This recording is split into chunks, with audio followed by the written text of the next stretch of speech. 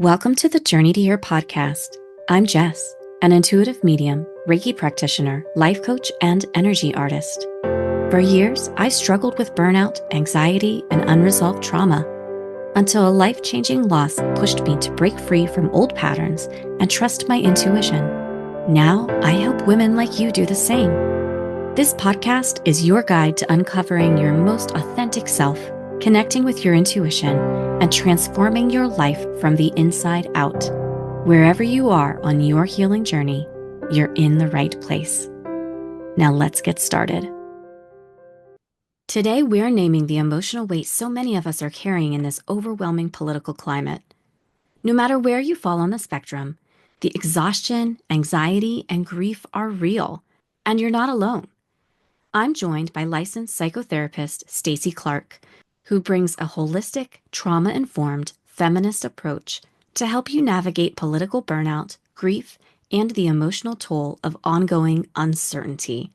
If someone comes to mind as you listen, send this episode their way. And stay tuned. Stacey shares powerful advice on how to recognize when you're being gaslit, especially in social media spaces, and how to respond in ways that protect your peace. Welcome, Stacey. Before we dive into today's topic, I'd love for our listeners to get to know you a bit.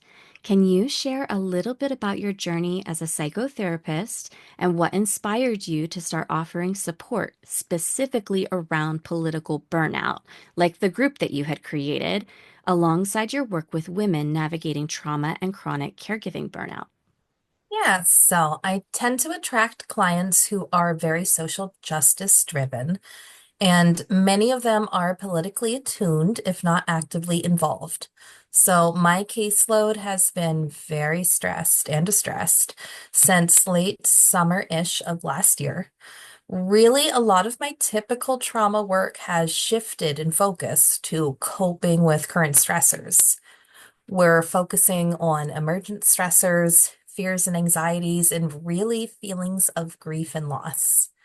And while that is happening and is quite pressing to people, they are also still trying to navigate their lives with their histories of trauma and the maladaptive coping and thought patterns that comes with that, while attempting to be an adult with adult responsibilities. And quite often for my population, that includes burning both ends of the candle and dumping out more than what they're putting in.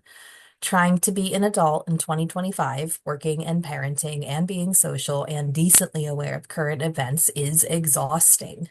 It definitely is. And whenever you were describing burning the candle from both ends, I had a little flashback to when I burned out, and that's how I felt. And I felt like I had so much on my plate between working full time, and it was, well, it is, teaching is like it's a service-based profession. So you're giving of yourself all the time. And then I would come home and I would be so totally drained. And I love that you are talking about the trauma that we carry too and how it impacts us. I had so much stuff from my life and from childhood that I just tucked away and I sucked it all up and I was hiding it, and on my facade I was putting this front up that I can do it all the time. And then I couldn't anymore. Uh-huh. And there's definitely a point in my life where I felt like burnout hit, and it was divine timing. It was like the perfect storm of my professional life and my personal life just crashing. But it was a wake-up call. So I would imagine you might have a lot of clients who have those wake-up calls and then they're calling you. And I'm also curious, do people know that this is coming, and do they call you before, or do they wait until they're like, Stacey, I think I need therapy. What do I do? Like I'm done. I don't know where to turn, and you are the person. I feel like a lot of people know that first part, that something is happening. Hmm. I can't feel anything. I'm always crying. Mm-hmm. My favorite phrase is I'm going from 0 to 60 and I don't know why. So Mm-hmm. they get that surface level part. I am burnout. I am at my wit's end. What's happening? Mm-hmm. They don't understand the why. Because, and I'm sure you got this, your front that you were putting on was probably an amazing front. Oh, it I bet you was. were fantastic about it. And I bet you fooled yourself too. Oh, I did. Oh, I did. Uh-huh. And that's even without, because we don't have time for that, thinking about all the messages that you've received saying that that's your job Yeah. to be Yeah. the chronic caregiver and the Yeah. emotional support and the provider. That's just what we're expected to do. Yeah. I definitely had a lot of subconscious conditioning and Hmm. programming that I had to weed out, sort Yeah, through, that's process. who we are. Yeah. So when a woman is burnt out, it's a big part of our identity that's gone. And it Yeah. feels like something that is wrong with us and broken within us. So, yeah, Mm-hmm. we definitely feel that. We're Yeah. not quite understanding why, and we're not quite understanding that it's not a moral failing or something that we're doing wrong. Mm-hmm. It's just we're trying to carry 20 glass balls when we have the space for three. Yeah.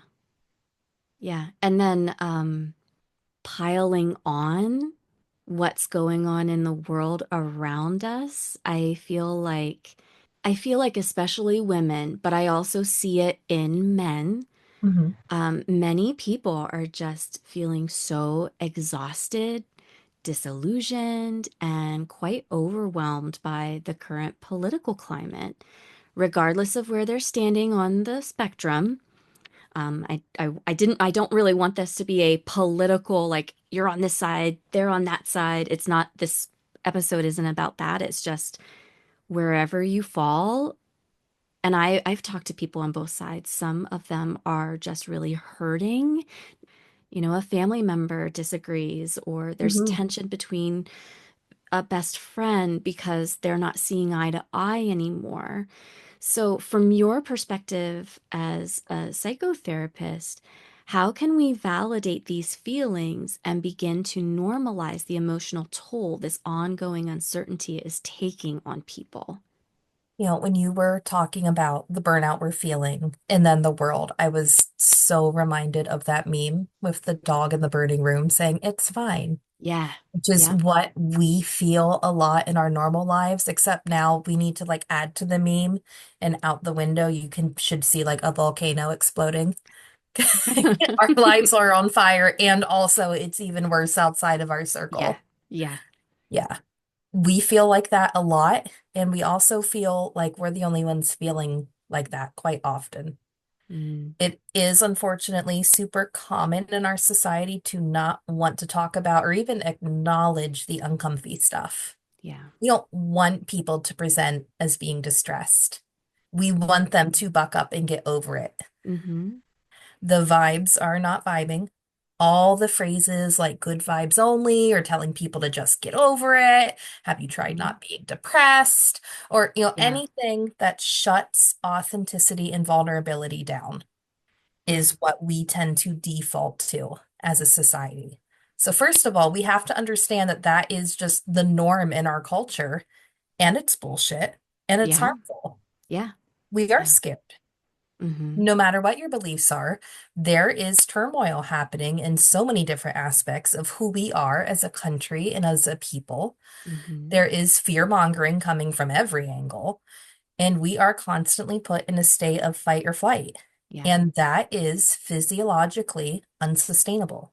Before you go on, just in case we have listeners who are like, okay, I've heard of fight or flight, but that's where it stops with me. Can you describe a little bit for any listener who is out there feeling like, could you tell me just a little bit more about like what is fight or flight? How do I know I am in fight or flight? Or Right. freeze and fawn too. There are some others to dive into, There are if you don't mind. definitely there are definitely four separate known trauma responses at this point.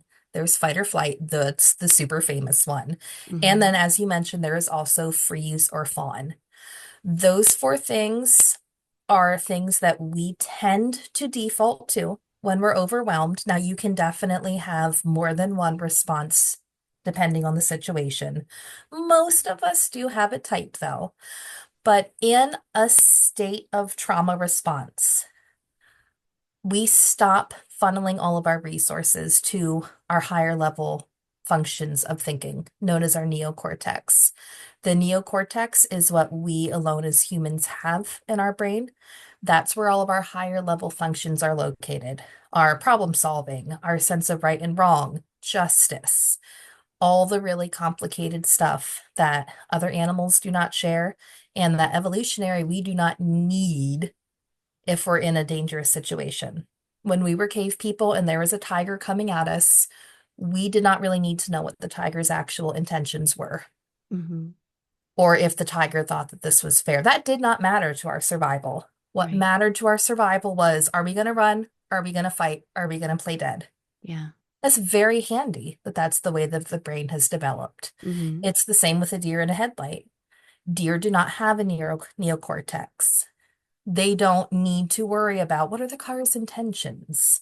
Maybe the car will be turning right. Maybe they'll see me and slow down. That is not going to save their life. No. What is going to save their life is am I going to freeze or am I going to run? Now, do they always make the correct decision? No. But No. they are acting off of their base instinct. It's the same thing we do when we are put in, even if it's just what our brain thinks, that we are put in a life or death situation. All of the resources get funneled down to the brain stem, which is where our survival instincts come in. Are we going to act? How are we going to act? How are we going to save our lives? Mm-hmm. That is what it is like to be in fight or flight. During times of stress, when we are having to be in fight or flight for longer, our brain will actually start to, as a baseline, funnel more of those resources to the brain stem. What might that look like if, um, let's see, say you are scrolling on your favorite social media platform, you slow down because there's a political post and someone says something that really pisses you off and you can't let it go. You're ruminating, and then you get to the point where you say, you know what? I got to comment because I'm jacked and I need someone to know how pissed off I am. So you go into that trauma response, and I would say that is fighting, just kind of going on the attack of, I'm going to throw out these words and phrases, this language, because you are hurt and you don't feel that there's justice going on or whatever it is. So you are like, I am throwing these daggers right back. So they feel the pain, or maybe that it will sink in to what they are, what they're trying to say. Maybe my anger will make them change their ways, but it doesn't. It No. doesn't. So then, Mhm. so then Absolutely what? none of the research shows that it's going to. The research shows the opposite. You are going to push them even farther into their own way of thinking. Hmm. And they're going to push you even farther into yours.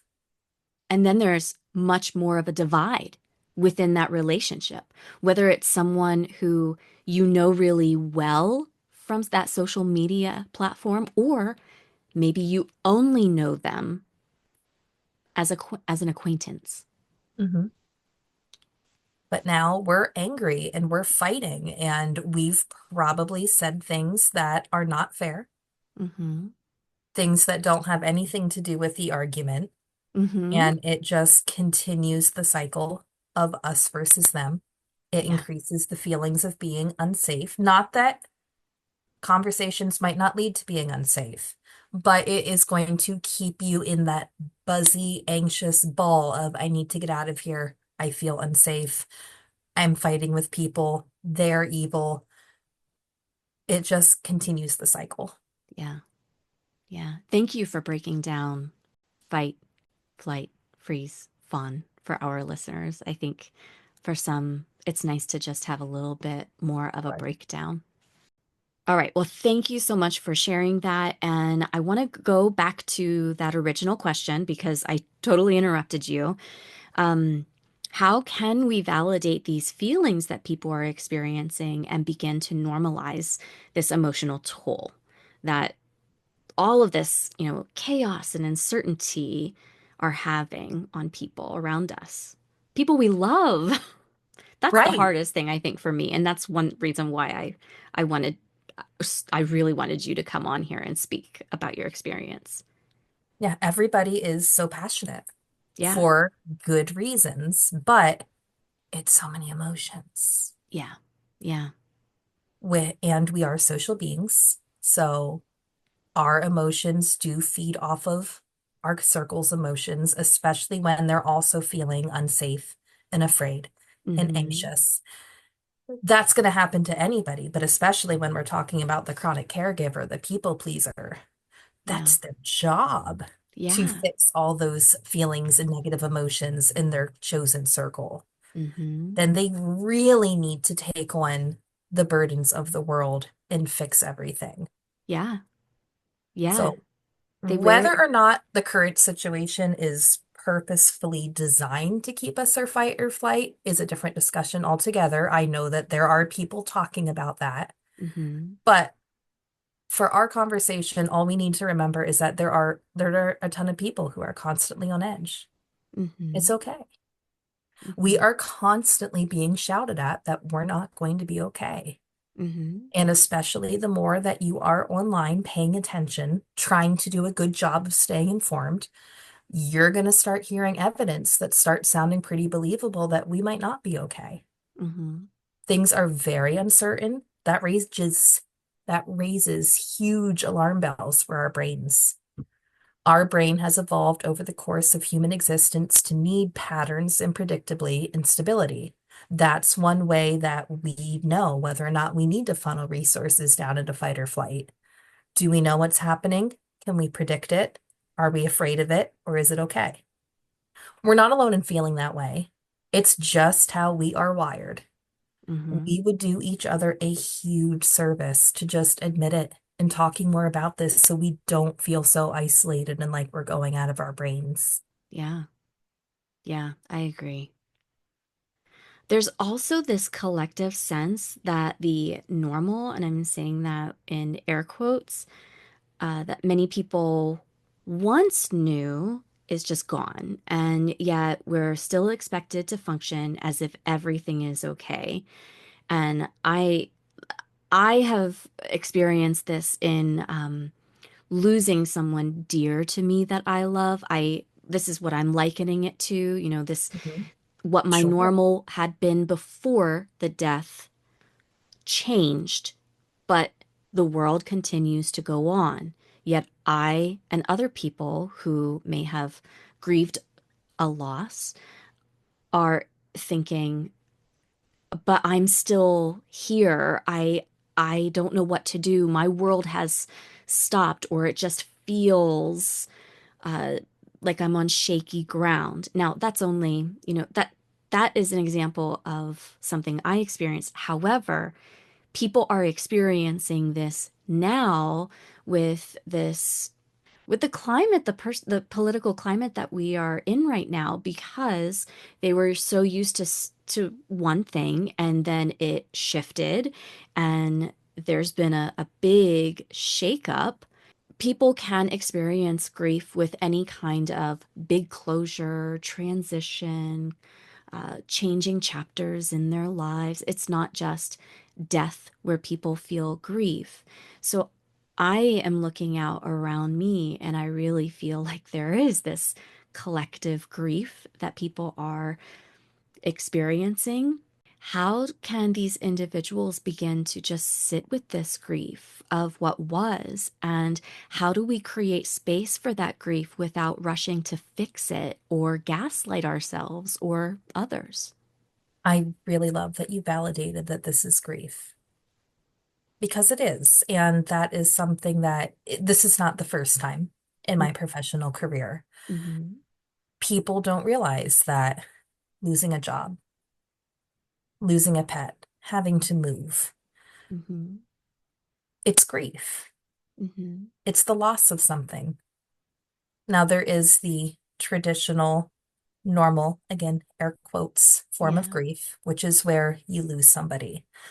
But even in the DSM-5, there are allowances made for non-traditional forms of grieving because it is grieving.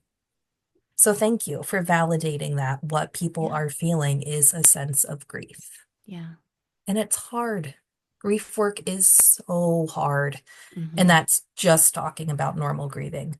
Yeah. And as a professional, especially when I was starting out in the field, grief counseling is one of the hardest things for me to do because I know that I'm not the fixer. It has been drilled into my head as a Yep. professional.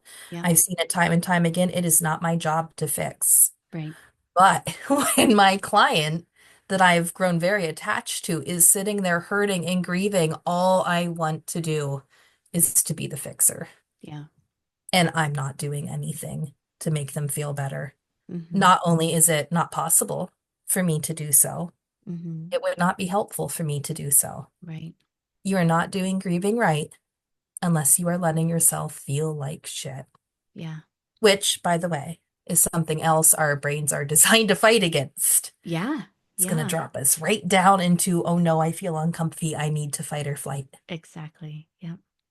And more than ever, I do have clients asking me, begging me for an answer to tell them how to make this okay, how to grapple with the fact that their identities and their loved ones' identities are under threat.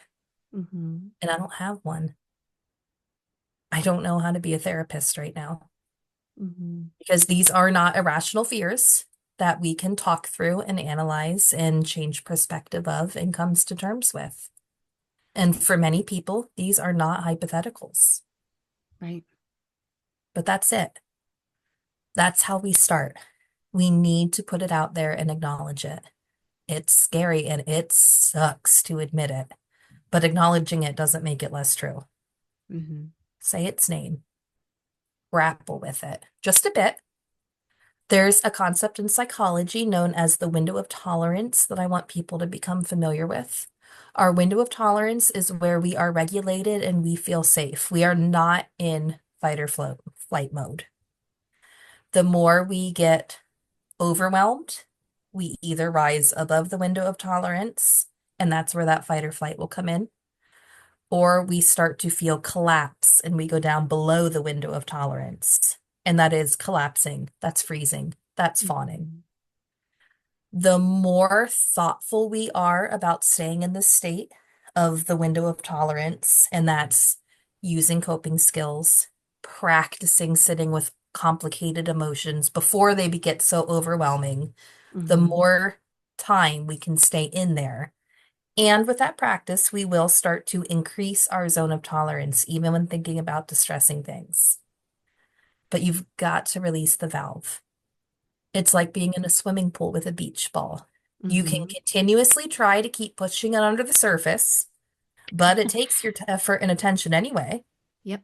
And sooner or later, when you're not paying attention, it's going to pop up and smack you in the face.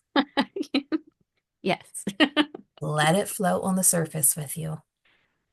You don't want it there. I don't know why you don't want the beach ball there in this scenario, but you don't. You don't want the beach ball there.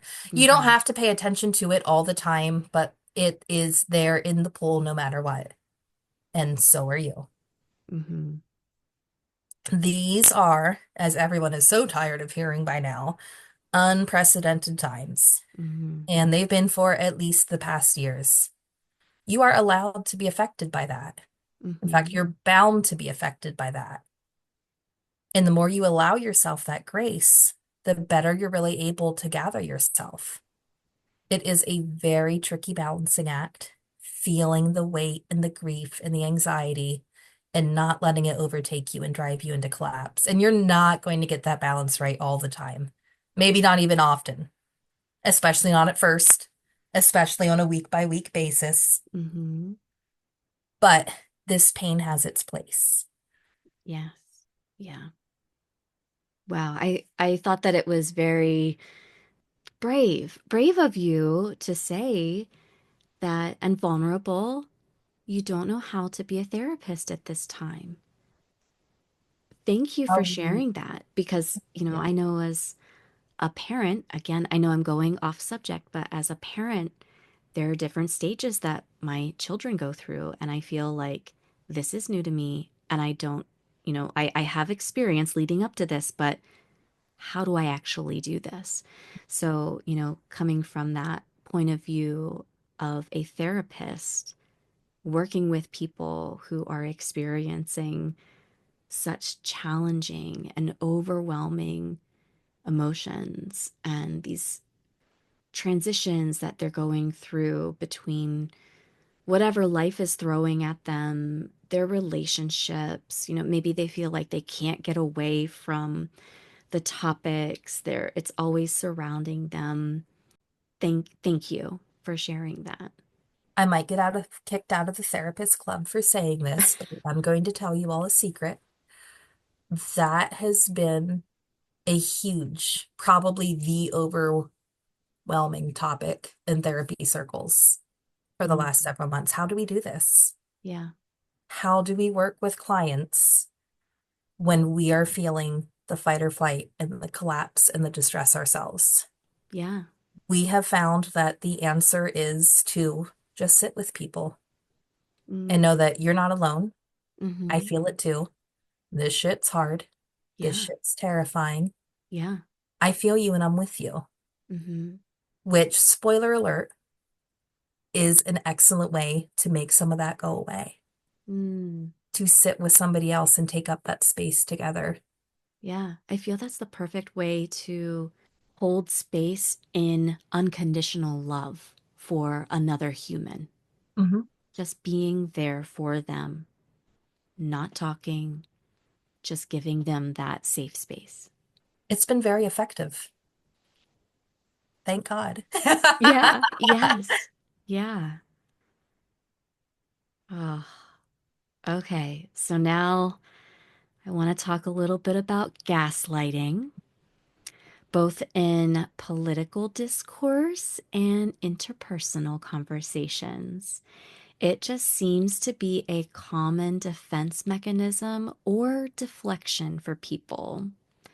So I'm wondering if you can shed light on how people might be able to recognize when they are being gaslit or when they might be the person doing the gaslighting. And what are some healthier ways to engage with each other in conversation, in I'm going back to social media, or, Mhm. there are so many situations where you are interacting and engaging with people, and then one thing leads to another, and there's gaslighting. And it's like, what just happened to me? Or, for those people who are doing it, how might they, I guess I'm asking multiple questions now.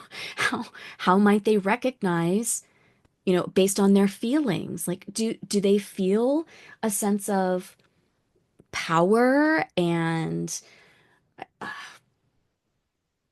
I don't know, like they're the top shit because they are, I just see like the biggest bully trying to like plow over people because they just don't want to hear it. Like they believe in what they believe in and they are not open to hearing any or entertaining anything else. But then sometimes, those people are people we love, and it makes it so difficult to be in the same room with them. Mhm.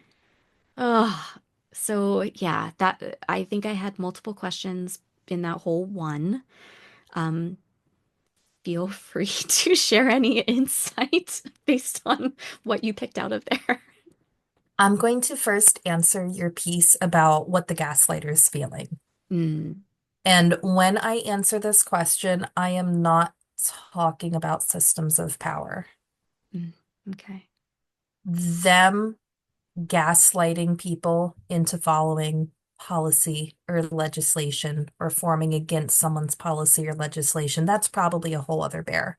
Yeah. So when I'm answering this question, I'm talking about our loved ones or Mm-hmm. random people on the internet Mm-hmm. Yeah. or on social media. I don't think they necessarily feel a sense of power. I think they feel a sense of comfort. Mm.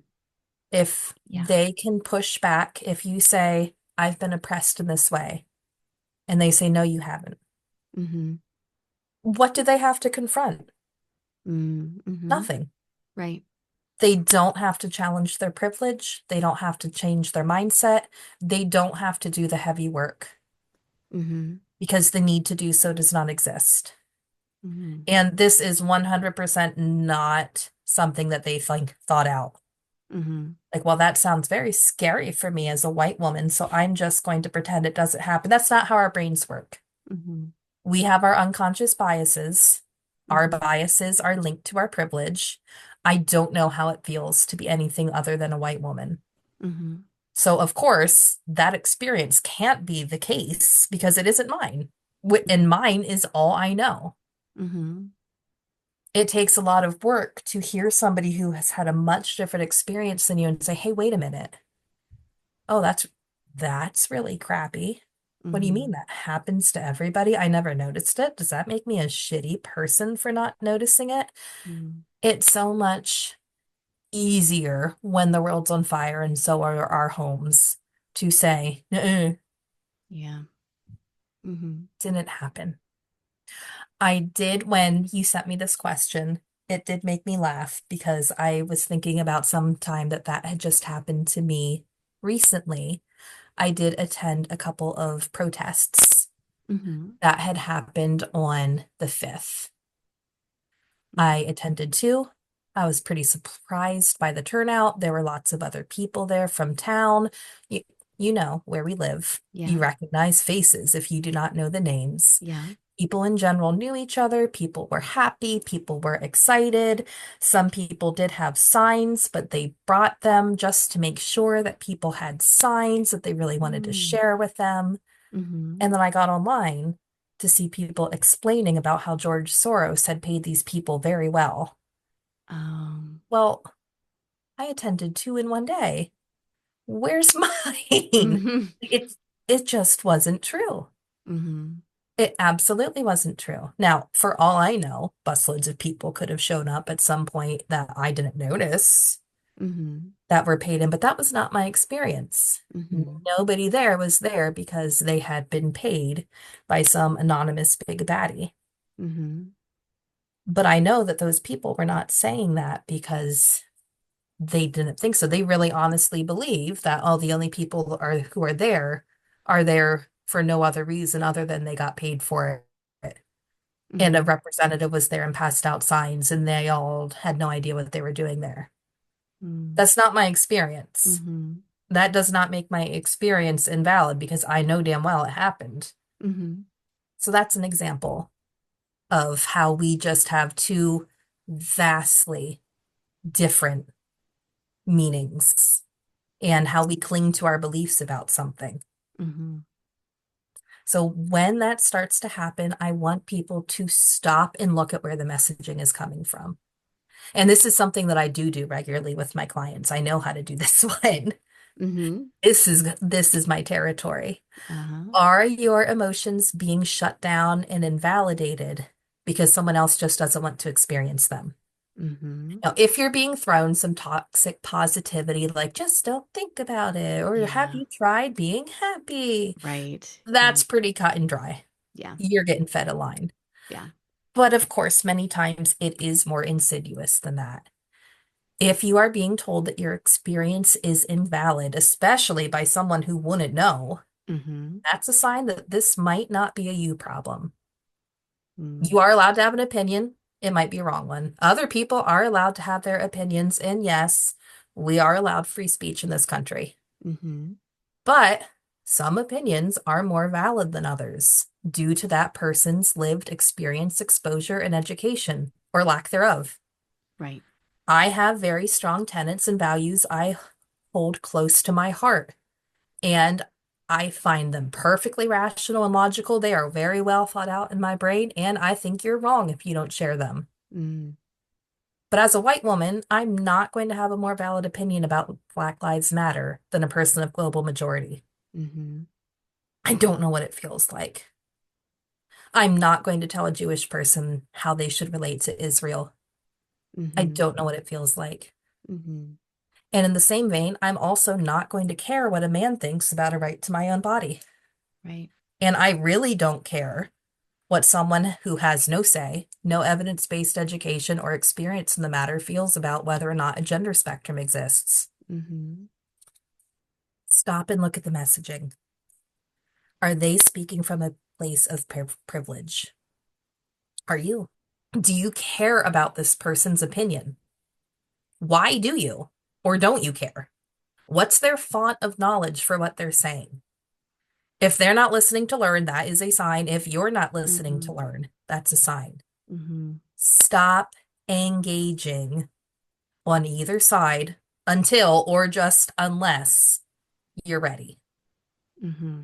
If the conversation is not rational and empathetic, it's probably not likely to go that way. Mm-hmm. Stop and take a breather. Hopefully, you guys can both come with cooler heads. That is not something you can control, though. Mm-hmm. You can't make them be ready to listen. Mm-hmm. You can make yourself ready.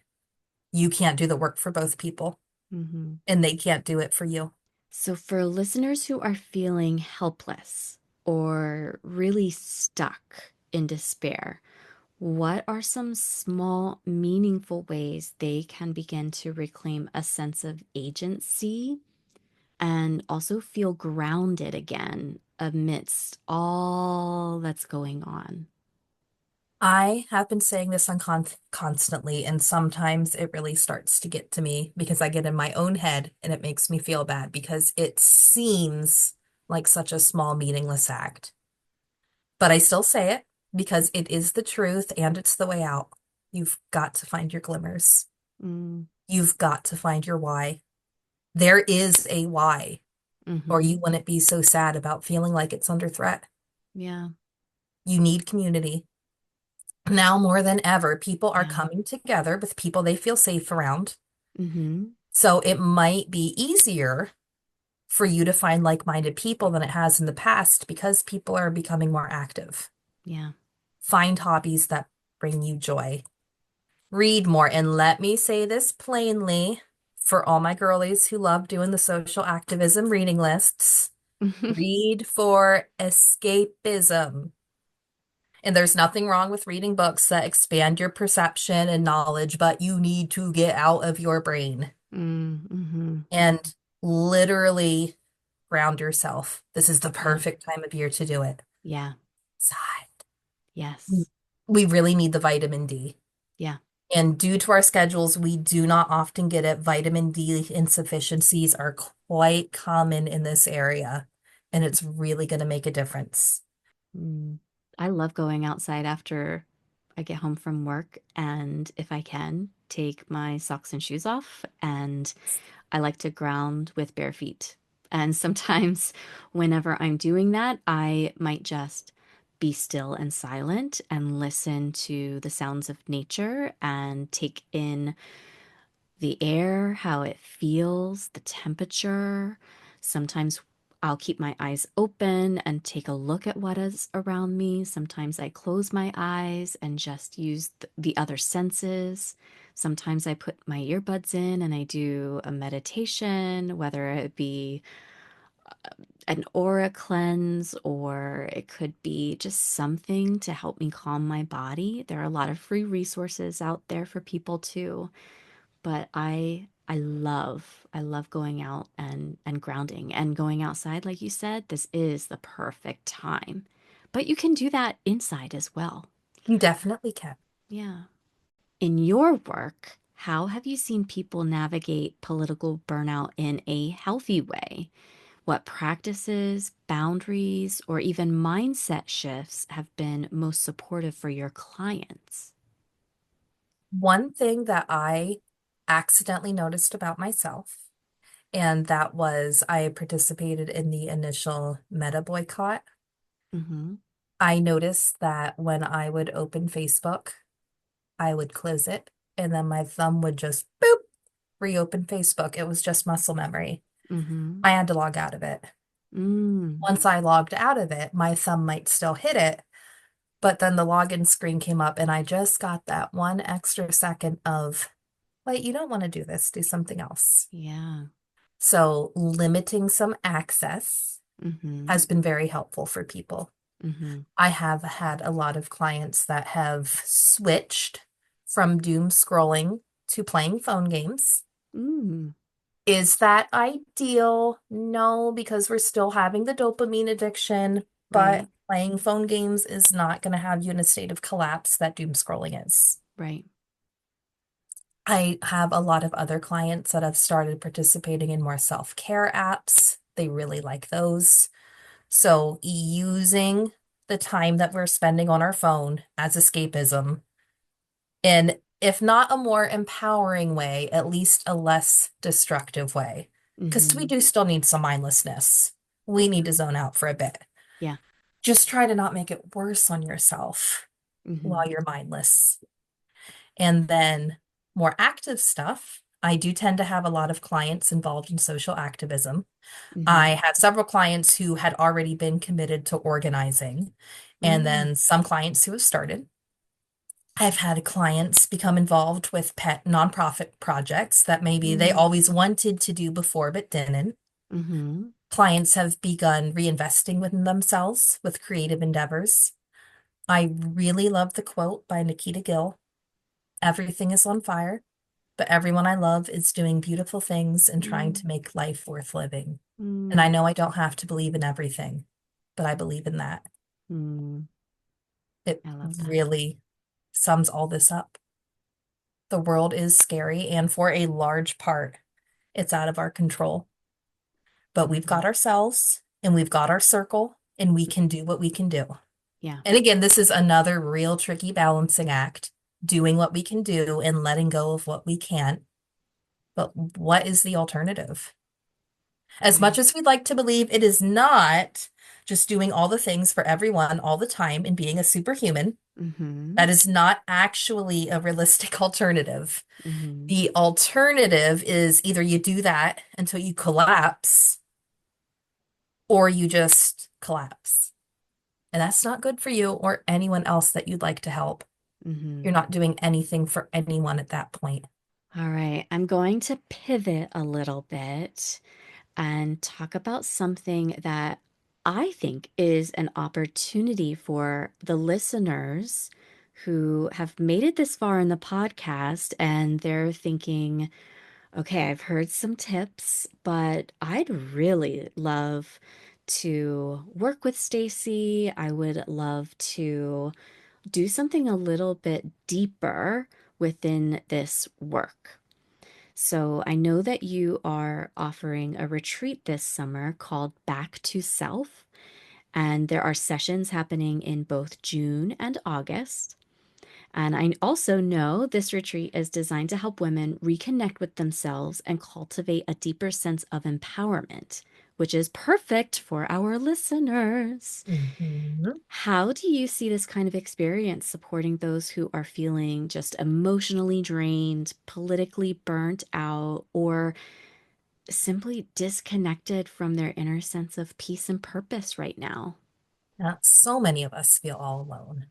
Yeah. Maybe we are with unsupportive family, or all of our friends are not supportive of our beliefs and tenets. They're not like-minded. Our community, either our virtual community or our physical community, our work, our neighborhood, maybe we don't have anybody that we can relate to. Maybe we have social media anxiety or social anxiety and can't bring ourselves to put ourselves out there and meet new people, or it just feels unsafe. My aim with the retreats is to get everybody feeling connected and vulnerable just by being together and present. Mm. Hmm. Have you seen the meme about summer camp for adults where we hide in our bunks and read all day and then talk about the books and eat Yeah. s'mores by the fire? Yes. That I saw that a couple years ago, the first time now, right when I had moved to my farm. And women, including myself, had such a pull to that. So that was Hmm. really one inspiration. Mm. And then the other was the same reason that I really started doing sound baths and ketamine assisted treatment as part of my work. Mm-hmm. We currently feel so disconnected from everything, including ourselves. So many of my clients are just not feeling feelings, just Mm-hmm. going through the motions, stuck in a rut, numb. Yeah. And now they're feeling it all right in Mm-hmm. 2025, but not what they want to feel. Yeah. We need some moments of physical drama and peace and awe. And like there's something bigger connecting us all. Yeah. So that is what we're really trying to pull together for this summer. Yeah. Could you give a sneak peek to some of the workshops that are going to be offered? Well, you could get the sneak peek because you are at our June retreat. Jessica will be doing her aura painting, which I'm so excited for. I am too. The retreat is happening on a farm, so there will be ducks and chickens Mhm. and mini pigs and oh gosh, I hope baby goats. Fingers Ooh, crossed. Strolling the property. We're going to have some farm yoga. We're going to do some arts and crafts that are going to make you feel very nostalgic for summer camp. I want to do a tie-dyeing workshop, a friendship bracelet making workshop. mhm. We're going to have one focused on nutrition. Oh, We are excellent. going to have both of our friend Bailey, who's going to be Yes. offering group chair Reiki, Yeah. sound bath every night, a moon and fire ceremony every night. Lots of different things to do. I am really hoping to get somebody who is focusing on perimenopausal care for women Yes. I think, to give a I know discussion. I had shared something about this in my personal Facebook not too long ago because I had Yes, this. and I jumped on Yeah, yeah, you had said something in it. response because I just had this. I don't know exactly what I would call it, but I had definitely an emotional week and I just got to the point that I felt like this is this is not me. Like what is Mhm. going on? Am I in perimenopause? And I was like, please, Facebook friends, spam me. So I'm excited if you I know, well, from what everyone has spammed me about, there are some really good local resources Yeah. that people have tapped into.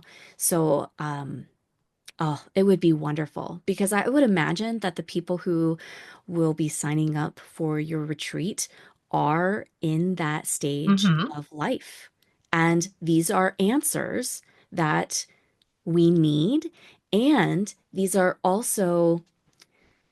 times where we feel alone, but we might not physically be alone. We're going through these roller coasters of emotions, and it's like, I don't even know who I am anymore. Like, Hmm. what is going on? And it can be very isolating. So, having Yeah. Well, a while everything else is going on that we've been talking about, yes, our yeah, bodies are also rebelling and acting yeah, like strangers. yes, I Perfect. feel like going through second puberty. That's what it's like. It's like, what is Yes. actually happening?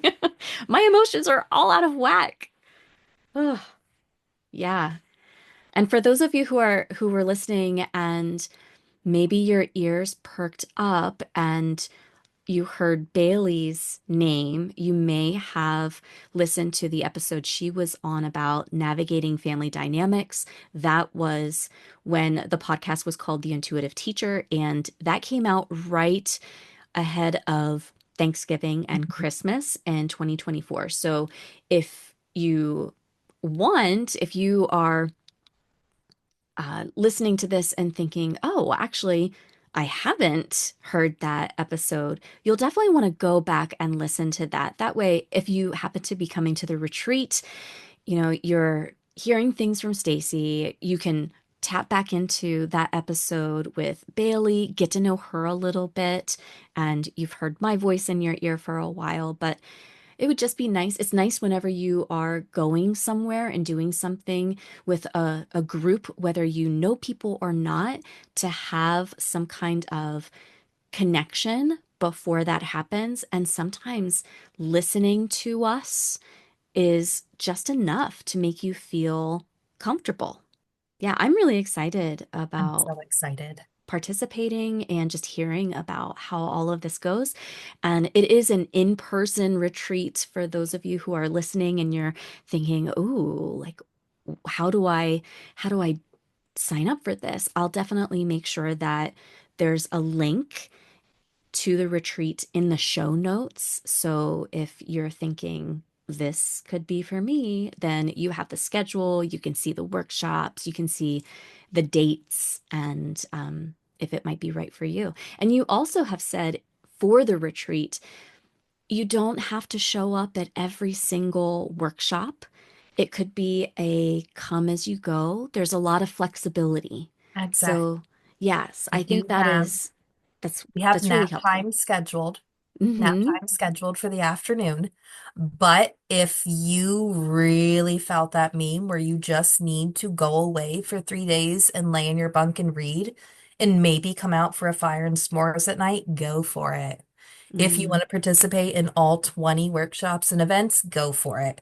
We've hmm. still scheduled nap time just because everyone needs nap time, including me. But it is very flexible. Mm, It is all about you that weekend.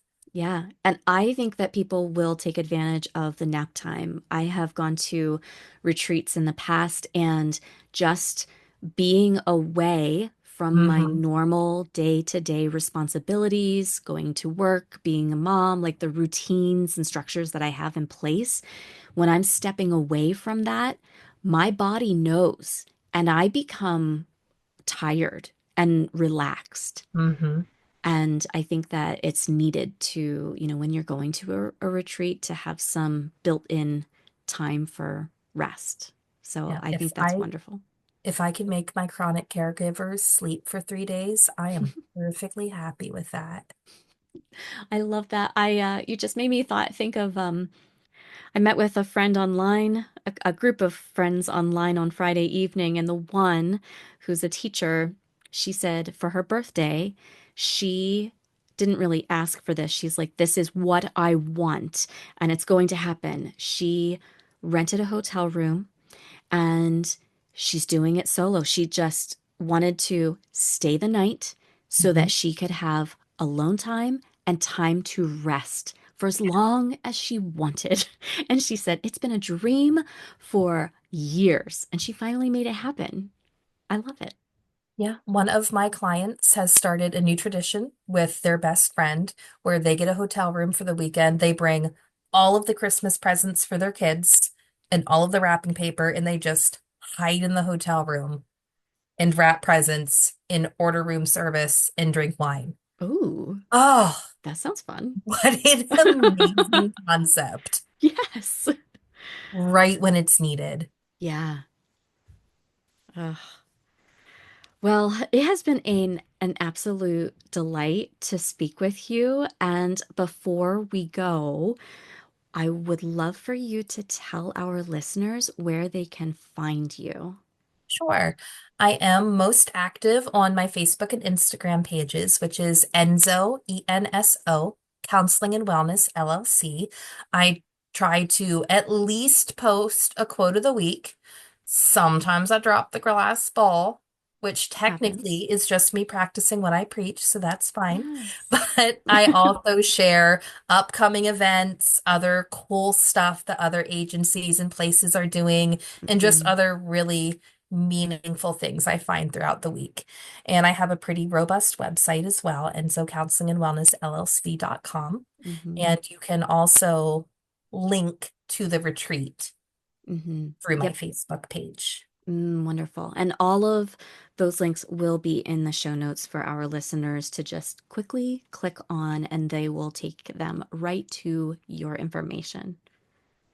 Wonderful. Yeah. All right, Stacy, thank you so much for sharing your message, for sharing your expertise, and giving our listeners some really meaningful tips and I'm going to say advice for what they're going through right now because what you have to say is so needed and what you're doing in your practice is so needed. So needed. Thank you, Jess. And really just getting to come on and talk about it's really another example of how much it helps because I feel so much better just getting to come on and talk about how, yeah, this is a thing. Yeah. It's not just you, it's not just me. Yeah. Thank you for being here and for taking the time to listen to the Journey to Hear podcast. If something in today's episode sparked something in you, be sure to share it with a friend and subscribe so we can keep walking this healing journey together. To help more listeners find the podcast, please consider writing a review and rating wherever you are listening. Always remember, your intuition is your greatest gift. Trust it, trust yourself, and know you are capable of stepping into the life you deserve. I'll be with you every step of the way. Oh, and don't forget, content and services provided by the Journey to Hear LLC, such as the Journey to Hear podcast, are intended for informational, educational, and entertainment purposes. Techniques, strategies, and services offered are not a substitute for the advice, treatment, or diagnosis of a licensed mental health or medical professional. As stipulated by law, we cannot and do not guarantee results or offer legal advice.